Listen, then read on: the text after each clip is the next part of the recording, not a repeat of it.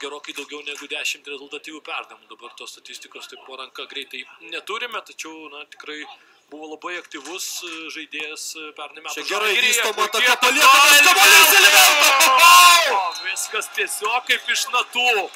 Puikiai kombinacija, ten vienas po kito, įspūdingi perdavimai, iš pradžių Šemberas, po to Vilkas ir Elivelto gal ten kažkiek pagelbėjo ir rikošetas, tačiau čia Žalgiris parodė savo klasę, Elivelto parodė, koks jis ir individualiai stiprus futbolininkas. Na ir puikus Vilko perdavimas, čia stebėkime kulnu, kaip mato savo komandos draugą ir dažnai net smagu stebėti, kaip po tokių perdavimų daugiau komandos draugų nubėga džiaugtis prie to žmogaus, kuris atliko perdavimą, o ne prie to, kuris įmušė jį. Mušk savus priešininkai bijos.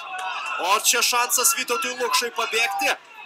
Prie jo Julius Aleksandravičius, Lukša šiek tiek staptelė, labai greita ataka nesigavo.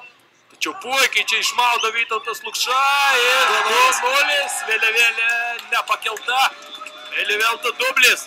Elivelto dublis, bet dabar, Vytautui Lukšai čia galima tik pačius geriausius žodžius pasakyti, čia Brazilas tiesiog suvalgė tą vyšnę nuo pyragaičio, visą pyragaitį iškepė Vytautas Lukša.